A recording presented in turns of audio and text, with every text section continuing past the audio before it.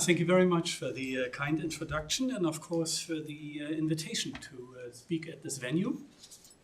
I will talk about collective behavior and its adaptive value. I will start with some older research for context, but I will show you some very recent unpublished work as well, and I will pose at least one unsolved problem, and you're invited to have a go at it if you like. So if we look at the history, I'm tempted to say by now, of modeling collective behavior in complex systems and in animals, we see that there have been a number of conceptual changes or advances, as you might want to call them. The Wood and Whistle model, already using something which looked a bit like a fish school, was one of the first. But there are even earlier attempts by Japanese researchers that were not actually modeling animals, but just individual particles. But anyway, some of these we group together as so-called metric models, where individuals interact with near neighbors in space. Then topological models came along. Andrea Cavagna, one of the active proponents of this, where animals interact with, let's say, the 5 nearest neighbors. They don't have to be within a particular distance. It's the topologically 5 nearest. Then we had the arrival of sensory models. People asked the questions, which near neighbors can animals actually perceive? Because you may be behind somebody else, then you are occluded, you cannot be seen. And then very recently, these neural representations, again from the cousin group in a recent science paper.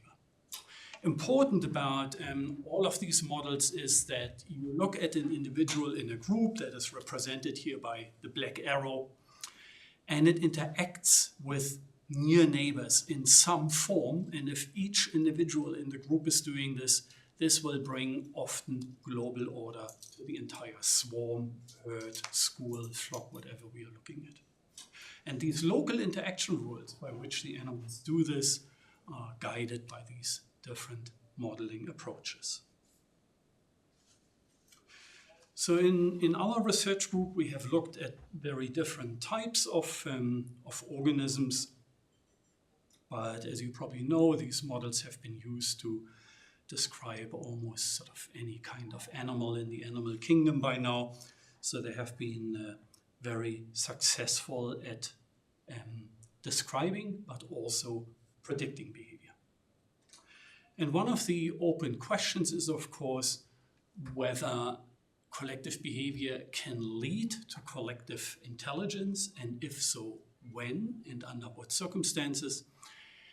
And of course, collective behavior can also produce collective stupidity, and it's equally interesting when that happens.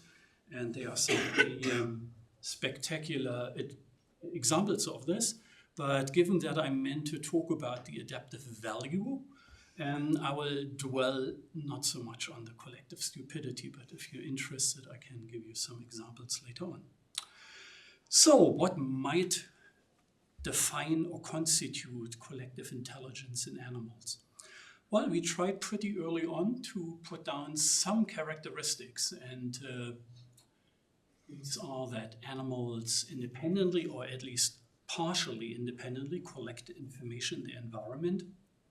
This information needs to be processed in some way by social interaction, and you saw in these different models that I mentioned at the beginning what this processing can look like. And then there has to be a solution for a cognitive problem that these animals in this group can use, and which is not normally available for a single individual. There are other takes on collective behavior, but I will leave it with this definition here. I mean, there is this very early one, I think in the 90s, where people looked at swarming robots and so on. I've forgotten now the name of the Italian researcher who proposed it, but it was not a clear definition, and this actually prompted us to have a go at this. Yeah, then my talk structure. I will show you a first experiment. It's quite old, but I think it leads well into the topic of collective behavior and collective intelligence. And I think it's maybe also an interesting one for you to see how researchers often look back at their work from the past, because I will show you mostly the flaws of that work and the mistakes. And that's why I call the second step the crisis, because we first did that work, it published well, we were really happy about it, and then we found serious weaknesses in that work. So we questioned what we had done. This early work is still cited as one of the shining examples of collective intelligence, but I'm beginning to have doubts myself.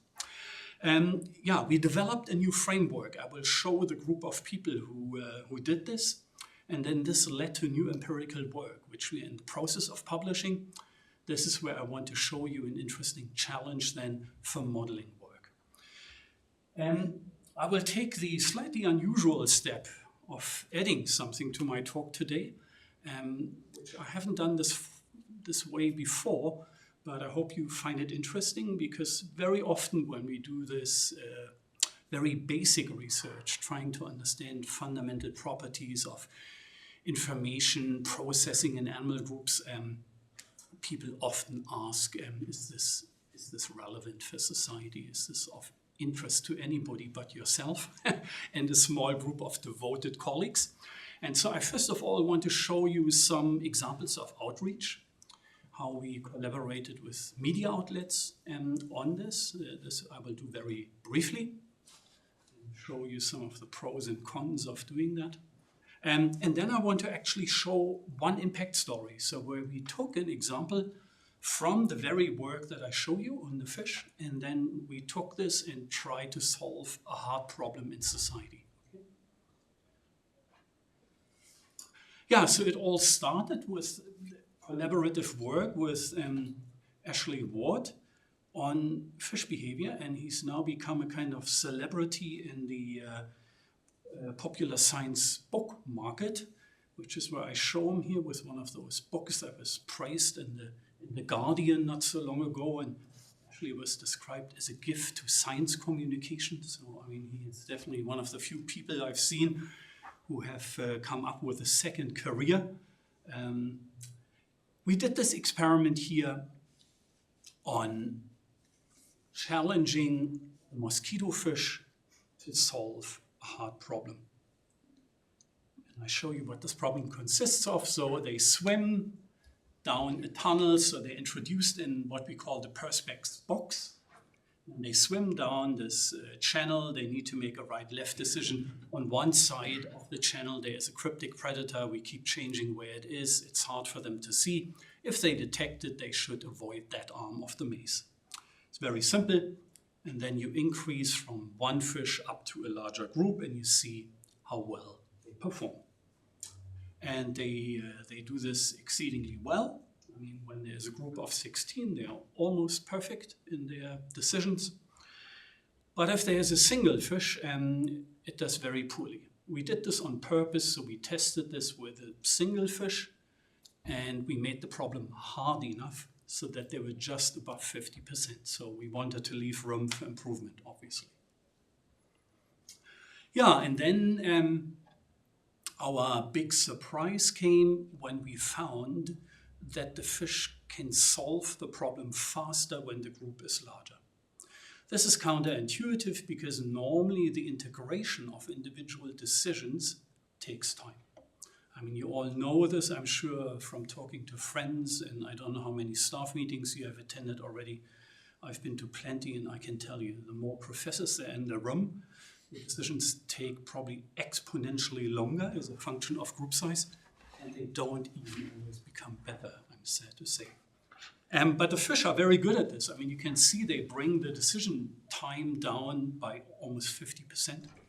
So that's quite spectacular that they can do this. So we get better and faster decisions.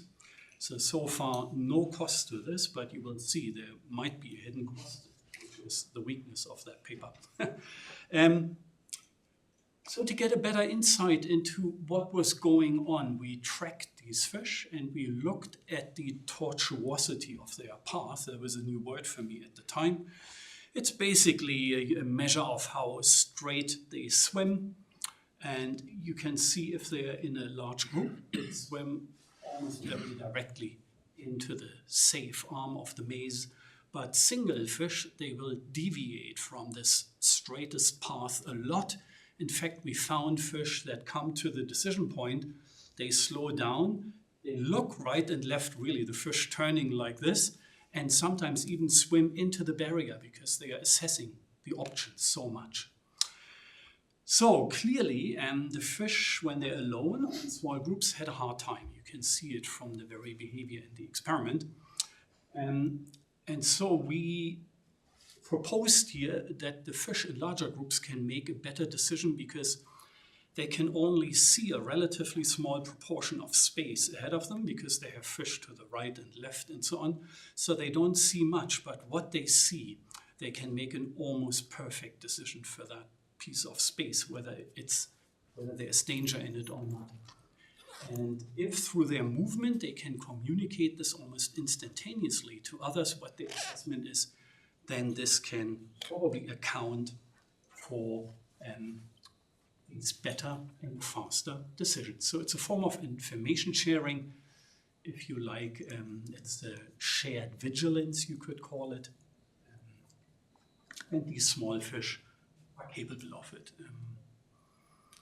We did this experiment, by the way, in Australia, where these fish are invasive. They're considered a pest, so you can get any number of these fish, which is often very important if you need hundreds or even thousands for these experiments. Okay, and then comes the crisis. So one of my friends and colleagues, Larissa Conrad, she saw our paper in PNAS and immediately attacked it. And she pointed out the following. She said, if the fastest decision maker made a mistake and it detected a predator that did not exist, this mistake could also be amplified. So our whole argument rested on the fish detecting the predator that we know was there and this valuable information being amplified. But what Larissa pointed out is that there could also be a chance that they mistakenly think there's something there which isn't. And she said it remains to be seen whether accuracy and speed of decision making still increase together if fish are faced with a situation in which false positives are possible. Well, I don't really know of many systems where they are not possible. So she basically, this was a pretty heavy criticism. Of course, I mean, my first response when I read her article, I was outraged and I thought, she destroyed my beautiful experiment, how dare she? Then I realized it's actually quite brilliant, this argument, and we should have had a more comprehensive view of the system. We should have considered not only the true positive, but also the false positive. Yeah, and this is where two clever colleagues come into play. Max Wolf, a theoretician, author of the book The Glücksreaktor, a novel he recently published, and Ralf Köbers, former postdoc of mine, and I'm happy to say a very successful independent group leader here in SciUI. So I told them about my grief with Larissa's comment, and this led to the following consideration. There are two fish here on the bottom of this river, hard to see. Let's say they experience a shadow. This could now be the dangerous kingfisher, high time to go and interrupt the foraging, or it's some very large butterfly that looks very similar, ignored, stay. So how do you know which is really the one that caused the shadow? It's a tough problem, and And together we proposed, they came up with this idea here. In green, we have an assumed true positive rate in the population, so let's say 60%. And then there are some individuals that commit a false positive, and let's say the individual rate for this to make that error is 30%. Then, in theory, the animals should only leave if at least Q% want to leave and otherwise stay. So you place this quorum threshold for leaving in between the false and the true positive. That was what they proposed. And notice here the group size effect. I mean, this levels off pretty quick, and you get already results for very small group sizes and not for very large ones. No further increases. And we'll come back to this repeatedly in the talk. So we took this information on board, and we were thinking of where we could test this kind of work. And we went to a very extraordinary place in southern Mexico that Bierbach, one of our postdocs, made me aware of. These are sulfur springs, where these very small fish called sulfur mollies, they aggregate at the surface because the sulfur takes almost all the oxygen out of the water. And they form these surface schools of sometimes 1,000 or more fish per square meter. And this attracts a lot of predators, and so you can imagine if you want to test how animals deal with the appearance or the occurrence of predators in their system, this might be a good place to study it. And what the fish do is if they sense that a predator is present, they dive straight down, but after 3 or 4 seconds, they come straight, almost straight up again. And when one fish is doing this, the neighbor will copy it, okay? And the neighbor of that, and so on. And so ultimately, this is like a domino effect. And because more and more individuals are copying, it also has this effect, like in this video, of becoming bigger. And I will show you in a moment a pretty spectacular video of this. I think you all know what's going to happen here, but I just love the way the guy does it.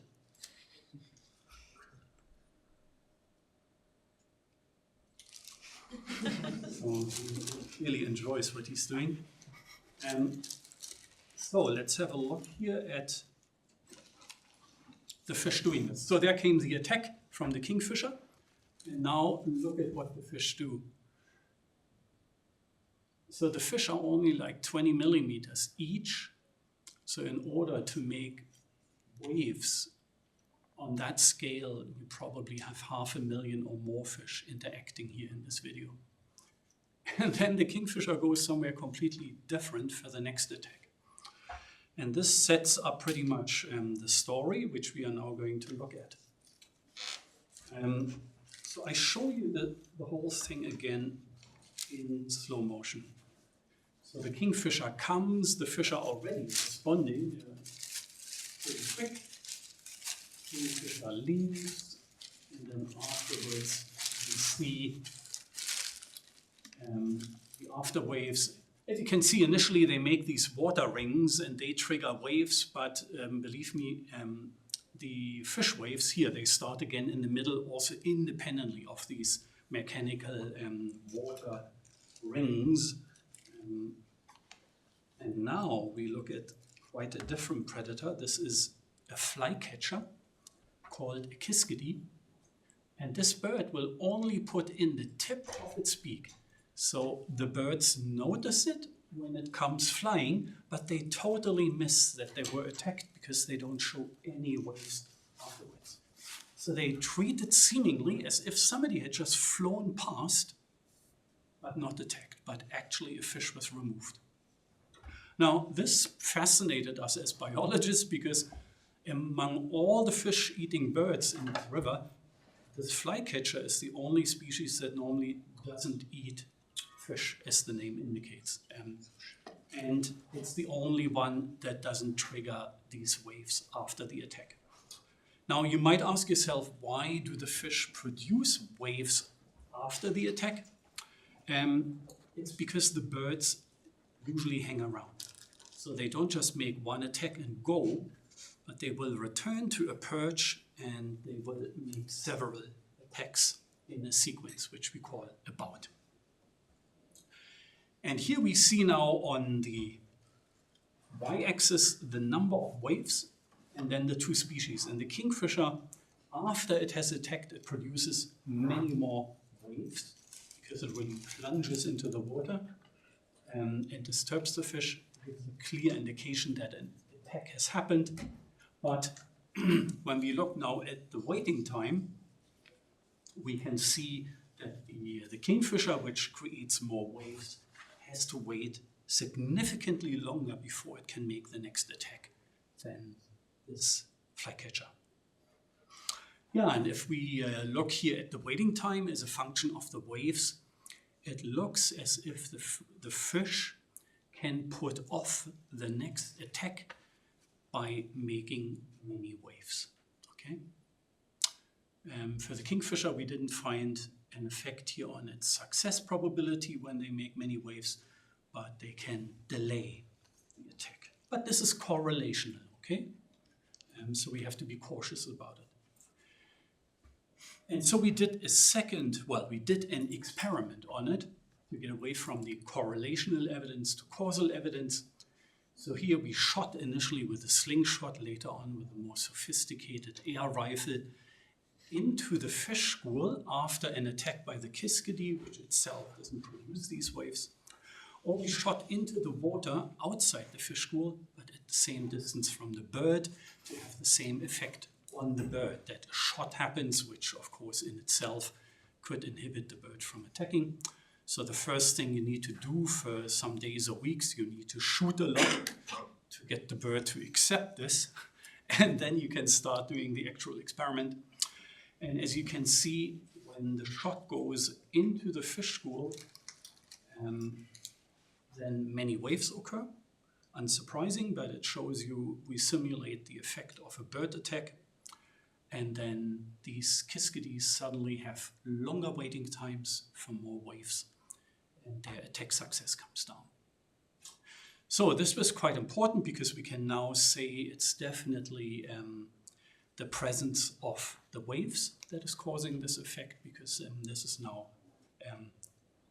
shown through the experiment and no longer just correlational evidence.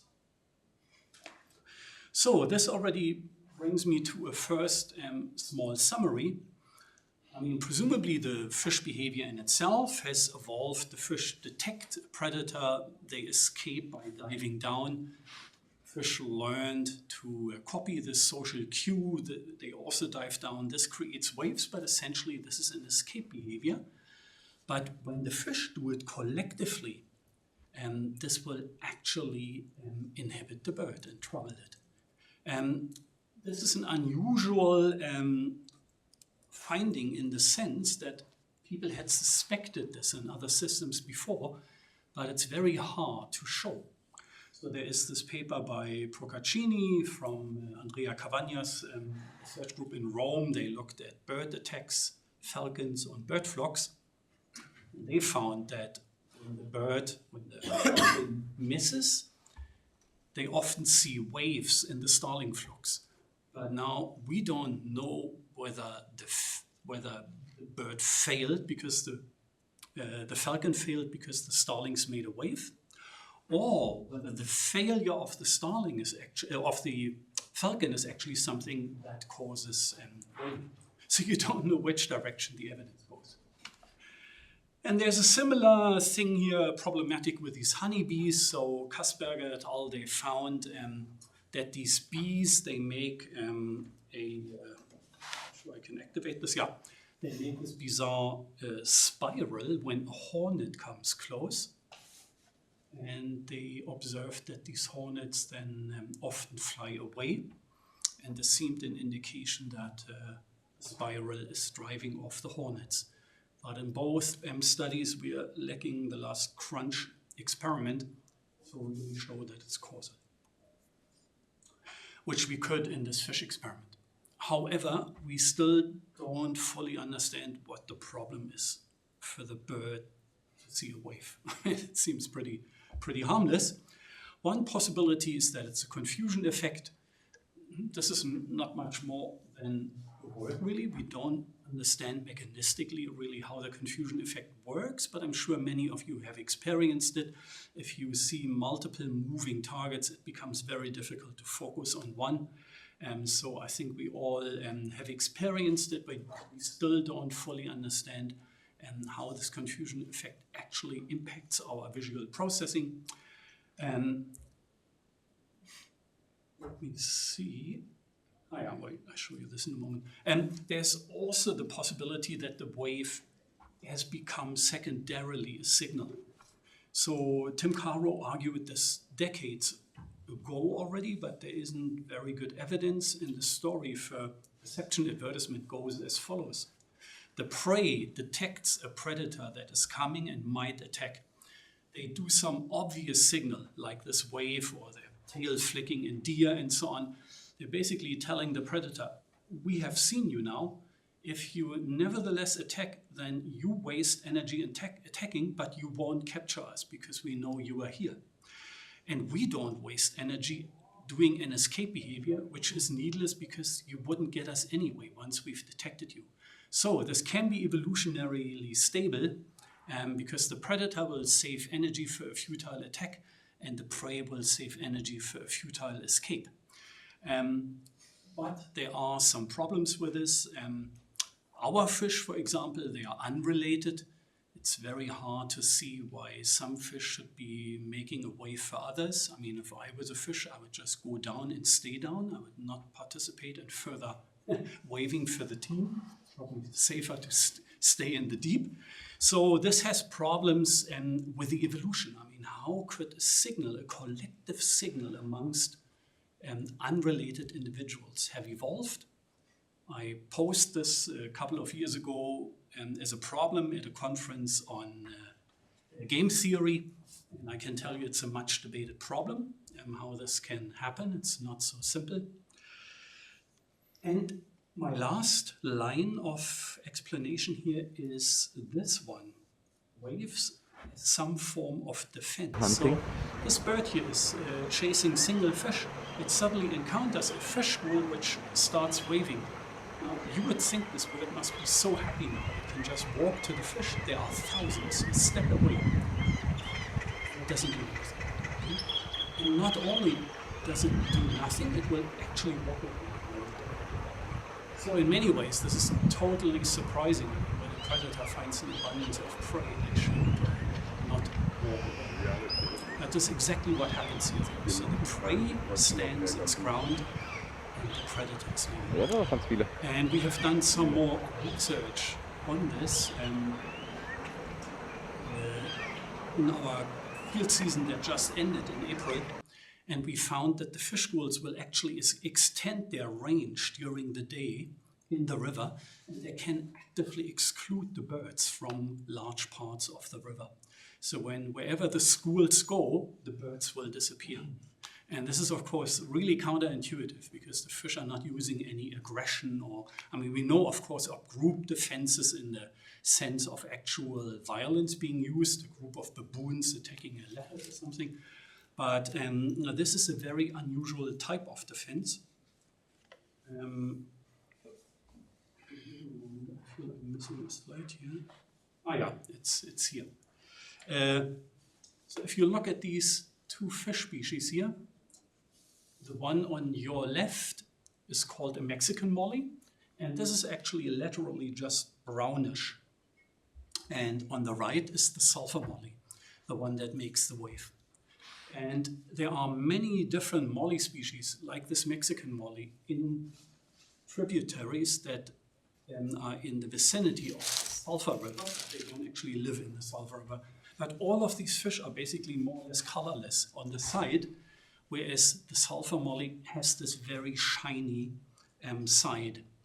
And we now believe that this could actually help making the wave very flashy. So when the fish perform this dive, this could actually send light into the eyes of the birds, especially if they do it collectively.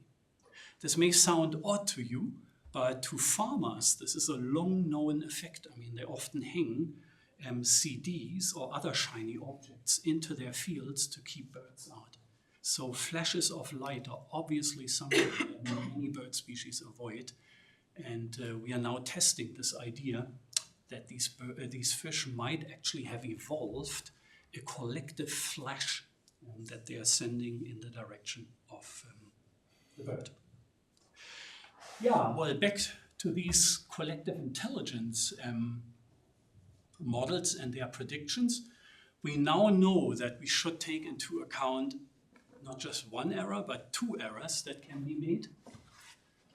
This is, however, a very tricky thing to do in the field. If you have a group of animals, let's say a flock of birds, if they normally fly up when they detect a predator, you could also have a situation where they remain sitting because they overlooked a predator. If you don't see the predator, how would you even know that there was a predator present? So just by looking at the response of the birds, you will not know that. So in the field, many false negatives probably get overlooked. And you need to find a good study system where you can really investigate these two problems. And we use this sulfur molly system, which I just showed you, for the very reason that some of our theoretician colleagues established it in a paper on self-organized criticality as a system that has very high sensitivity to stimuli. Yeah, and the way this goes now, and this is work by my PhD student, Corbinian Pacher, we now look at this behavior of the Kiskadee, this flycatcher, and there is, first of all, the possibility that the predator puts in the beak and the prey do repeat waving. That would be a true positive. Then they might overlook that the beak was put in. That would be a false negative. They didn't realize they were actually attacked. But very often these birds just fly over the water. If they then do repeat waving, this would be a false positive. And if they don't, it would be the true negative. They rightly ignore birds that are just flying past because it's a waste of energy to respond. Yeah, and then Corbinian looked at this in the field, looking at hundreds and hundreds of these attacks by Kiskadee, and found that the true positive does increase dramatically with group size, and the false positive will actually remain constant. So that's interesting, it doesn't decrease, and the reason for this might be, and I'm speculating here, that the animals value the true positive more strongly, because overlooking a predator that is there is worse than sometimes responding when it's not. And so that's probably why they keep the false positive just about constant, and put most of the potential gain of collective intelligence into the true positive. But now the very surprising thing is, if you look at the x-axis, this is shoal size in square meters. And if you remember, I told you it's about 1,000 fish per square meter. Then this effect only takes place in a parameter space of 30 to 70,000 fish. And if you remember the Wolf model, that thing predicted a performance increase between 1 and about 10 fish. So we are in a totally different region here of parameter space.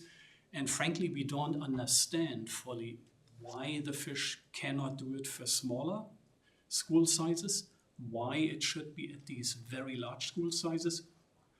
We are speculating that it has something to do maybe with the number of fish that get flown over by the bird, and that they can collectively put information about this together, and that the larger the school, the more fish have information. But to be honest, we really don't know it, and I'd love to see a model that is capable of making predictions in that parameter space of these very huge school sizes.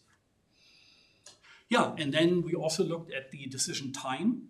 So this is the time between this first response when they see something flying over and whether they make the repeat waves. Okay, between that there's time, and this time decreases with group size. So again, we replicated what Ward found, better and faster decisions, but this time we have covered both errors, and hopefully everything else.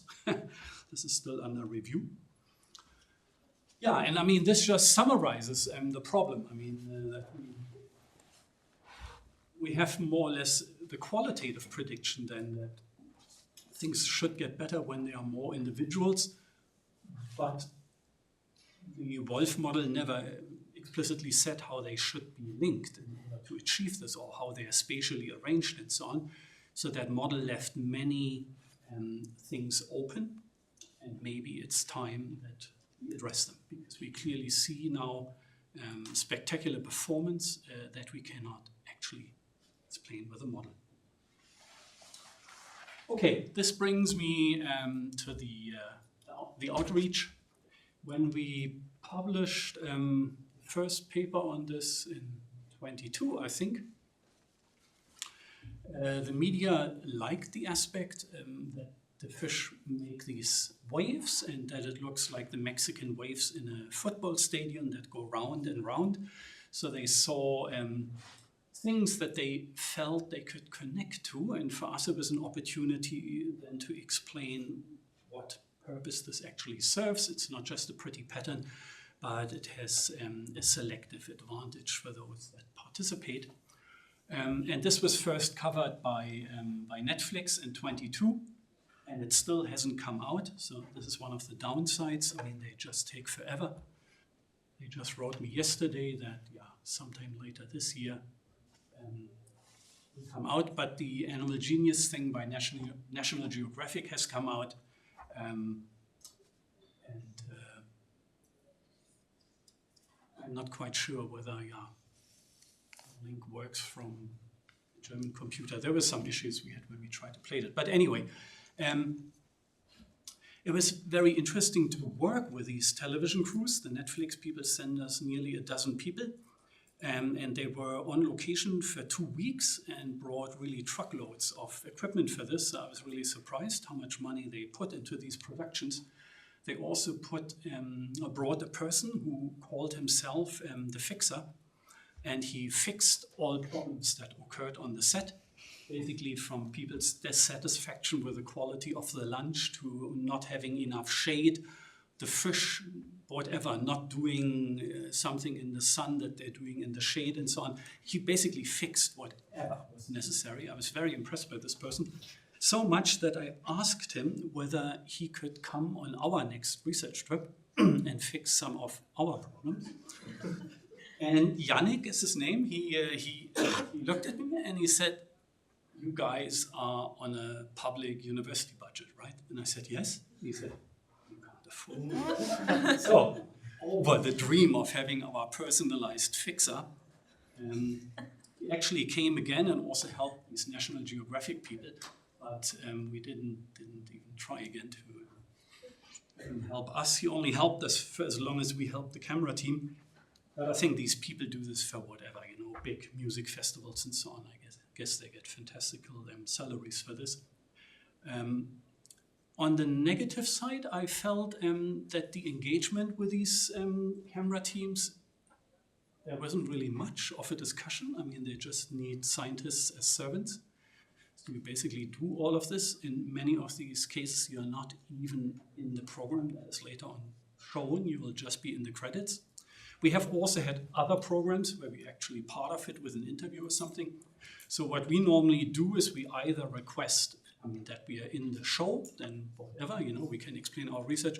The other possibility is that they pay you money that you can use for running a new field season. And the third option, which we decided for in both cases, is they can obviously obtain footage of a quality that we could never produce. So we made a deal that we later on get copies of some of the material, which we use for promotions, conferences, and so on. Anyway, enough of that. The final bit is really about can we use these insights with these quorum thresholds for solving a hard problem in society. And Ralf Curves screened a number of data sets. So obviously these are binary problems. Something is there or it isn't, this type of thing.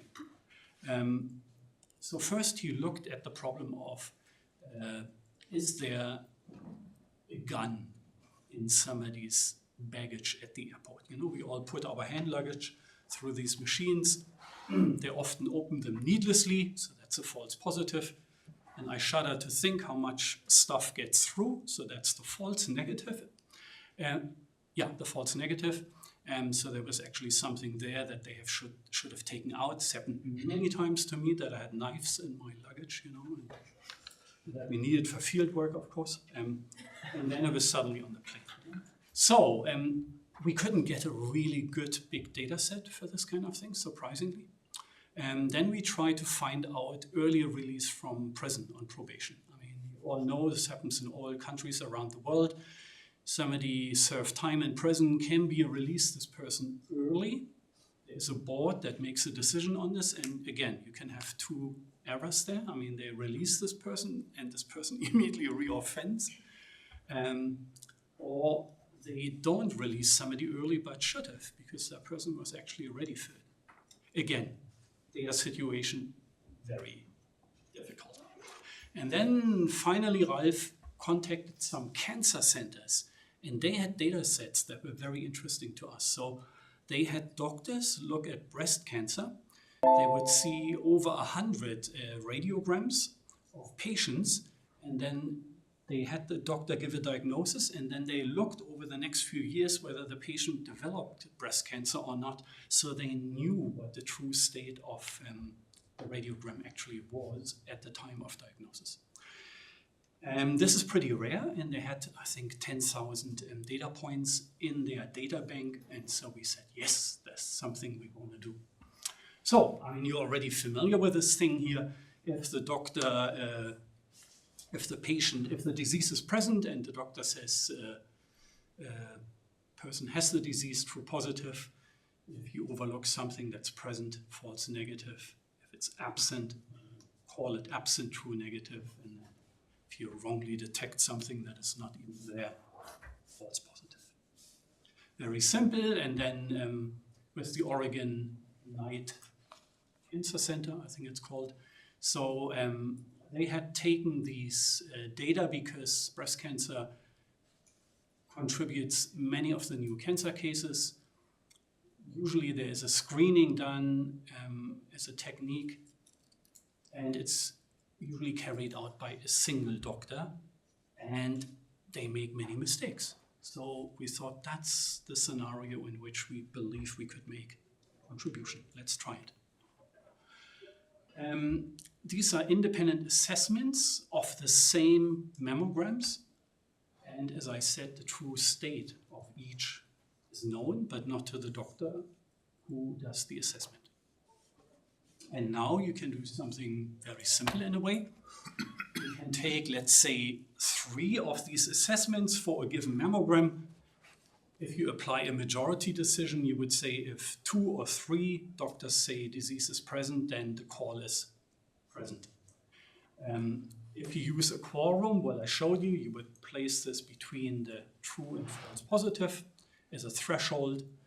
And the weighted quorum, you can look at how good these doctors actually are and then give higher weighting to doctors that are consistently better than others. Yeah, and then you compare whatever these decision rules give relative to the best doctor for that group size. Of course, not in the entire data set. You need a training data set, you need a validation data set. I'm sure you're familiar with this sort of stuff. Yeah, and then you get results. So for the true positive, it initially looked like the majority was outdoing everything here. But you can see all decision rules outperformed the best doctor, and already for relatively small numbers of diagnoses. The same thing is true here for the false positive. Here the weighted quorum does very well. And if you integrate both into an accuracy in which we give both equal weighting, then the weighted quorum outperforms performs everything else. And as you can see here, first of all, we get quite an increase over what a normal doctor can do. We get quite a performance increase over what the best doctor can do. And you get all of this for just 3 diagnoses. Now, tempting to then say we should do it, but of course 3 opinions cost more than 1. And now it becomes a societal decision whether people want to invest more taxpayers' money in doctors' diagnoses to achieve this, but of course these are human lives. Most of what's here on the slide I told you already. I think the most important point, well, I mean, the quorums allow you a very flexible way of handling this and so on. This is probably the most interesting one because increasingly medical doctors make AI-assisted decisions on patient data. For the method I showed you, it doesn't really matter whether the doctor makes the mistake or a neural network makes the mistake. We can apply the same thresholding. So this will not really change much with AI unless the AI can make perfect decisions. I haven't seen that yet. The other one, interesting one, is the second from the bottom, because when we published this work and we did this with medical doctors, we immediately were in touch with quite a number of hospitals who were interested in trying it out.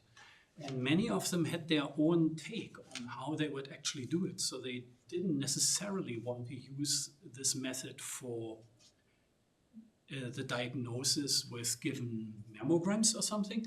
They wanted to use it for visitations to hospital beds when the doctors go around in a team with nurses, trainees as a team, visit patients and then make a call on what the next step for that person could be.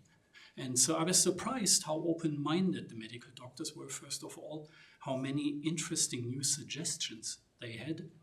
And I have to say that I didn't actually go into detail now implementing this at hospitals, but Ralf Körbers has really made a career of this and has gone much further into this topic. But I wanted to show it to you as an example where you can take something in some foul-smelling sulfur river and actually use some of the insights to at least raise some issues regarding what complexity science or this type of research can contribute to saving human lives. Yeah, and with this, I would like to thank all the collaborators who I haven't mentioned already in the talk, the Humboldt University, the Leibniz Association, and of course, SciWire. And you for your attention.